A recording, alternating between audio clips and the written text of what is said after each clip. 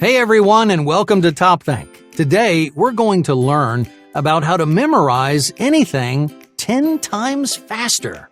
Now, let's begin. Number 1. Memory trees.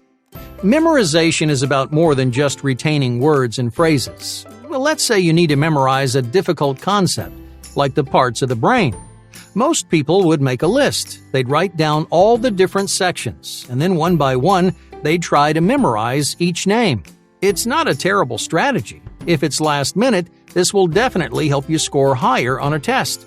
But what about the long term? Because flat-out memorization won't help you remember this stuff in a month or a year. When you're tackling something difficult like this, you need to strike a balance between retention and speed. In other words, you want to memorize something quickly, but you also need those memories to stick around. Remember when I said memory is about more than just words? What I meant is this. Your memory works best when it has some sort of meaning to build off of. For instance, a word with a definition is much more memorable than the word by itself. Now, going back to the brain for a moment, terms like amygdala and motor cortex don't really mean that much. On the surface, they're just a couple of very forgettable scientific terms. But what if I told you that your amygdala handles memory and emotion? It's the reason you get scared, and it influences every decision that you make. On the other hand, your motor cortex controls voluntary movement. It tells you when to wave your hands or kick your feet. Suddenly, those scientific terms aren't meaningless anymore. Now, you can place them within your larger understanding of the subject. That's because you're relating something you do understand, like movement, to something that you don't understand, like the motor cortex. These kinds of connections are branches on what's called a memory tree. Memory trees help you retain information by highlighting where terms come from and why they matter. They work especially well because they mimic the way your memory actually works. So don't try to memorize things at face value. Form meaningful connections to remember more things in less time. Number 2. Create perceptual cues. Your brain stores information from all 5 of your senses. It remembers everything, from really bitter tastes to the most enchanting sounds that you've ever heard. So, when you need to memorize something quickly, try to take advantage of your entire perceptual range. Imagine you need to memorize a phone number. You could just stare at a piece of paper until the numbers are lodged in your head. But you're only using one kind of memory, and you're not using it very well. Instead, you should find innovative ways to make those numbers stand out. Visually, you could assign them different colors or images. Acoustically, you might turn that phone number into a song, giving it a catchy little melody. You could even use taste to pair it with something sweet, like a brownie. Each time you add a new perceptual element, that phone number becomes more memorable. Let's say that someone asks you a week later to tell them what it was. You may not be able to remember that number on its own, but you can still visualize the images or sing the song you invented. These sensory cues will instantly jog your memory. So don't waste time repeating the same words for hours on end. Get creative to speed up the learning process. Number 3. Nutritional memory boosters. In 2018, one study looked at the diets of over 28,000 men. Researchers wanted to see whether fruits and vegetables really improved people's memories. This idea has been floating around for a long time.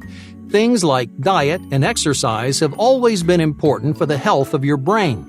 But do they really boost your cognitive skills? Will someone who eats 4 servings of vegetables a day outperform someone who only eats 1? Turns out, it isn't just a myth. Participants who ate the most fruits and vegetables ranked at the top of the charts, while those who ate the least were all the way down at the bottom. And this wasn't just a one-time thing. This study measured participants over 20 years, and the gap only got bigger over time. So, why does your diet have such a huge impact on your memory? Foods like kale, spinach, and broccoli are rich in vitamins that do 2 important things. First, they facilitate communication in the brain. The more connections that your neurons make, the faster you can think, learn, and retain information. Secondly, they reduce cognitive decline. In other words, they slow down the aging process. That means that cognitive skills like your memory will stay sharp for years to come. But fruits and vegetables aren't just a long-term memory booster. Eating the right foods while you study can dramatically improve immediate recall. Ideally, you want foods that are high in vitamins, antioxidants, and protein. That way, your energy levels stay high and your brain stays focused.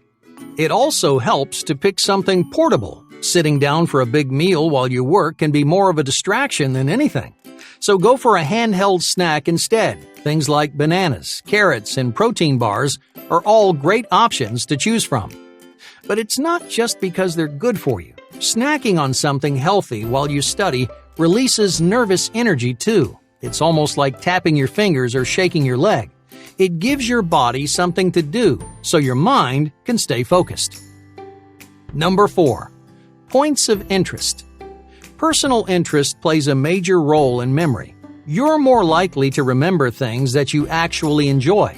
Your brain actively holds on to those memories while letting go of the ones you don't care about.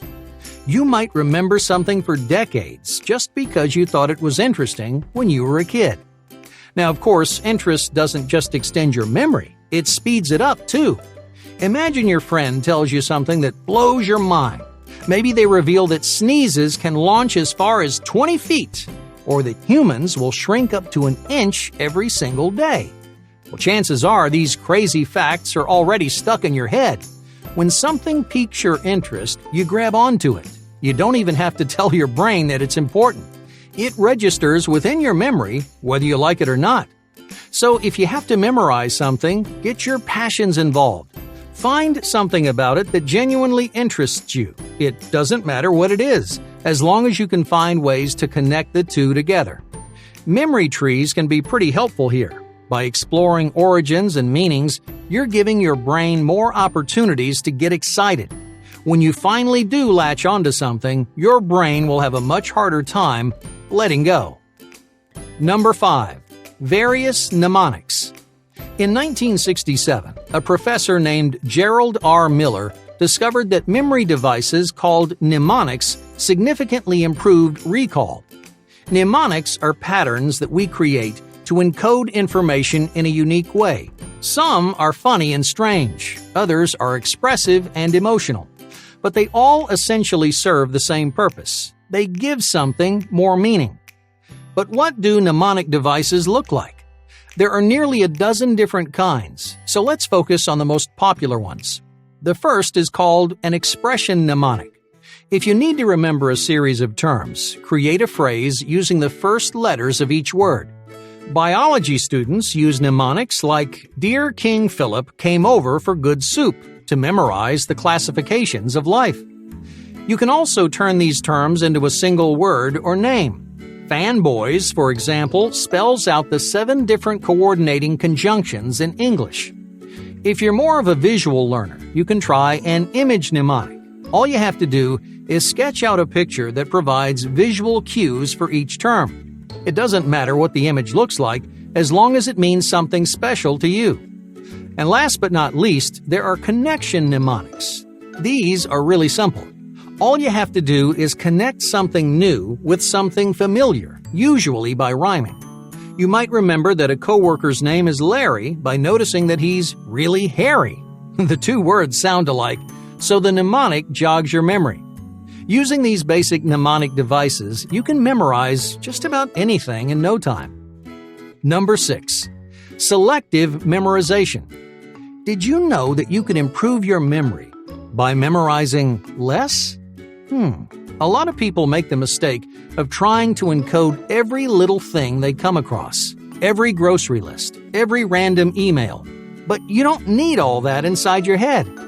That would be like filling your bedroom with everything you've ever bought. You wouldn't be able to find the important things because they're buried under piles of junk. If you don't need to memorize something, then don't try to. This is where lists and calendars really come in handy. These organizational tools help declutter your brain. They keep track of menial responsibilities so you don't have to. Normally, you'd need to memorize your entire schedule, but now, once you write it down, you can forget all about it. This strategy helps you put the important things on top. Just think about how easy it is to find stuff when your room is neat and organized. Whether you need socks or a pencil, you know exactly where to look. Decluttering your brain does the same thing for your memory. It speeds up the process by making space for memories that are worth keeping. Hey, thank you for watching Top Think, and be sure to subscribe because more incredible content is on the way.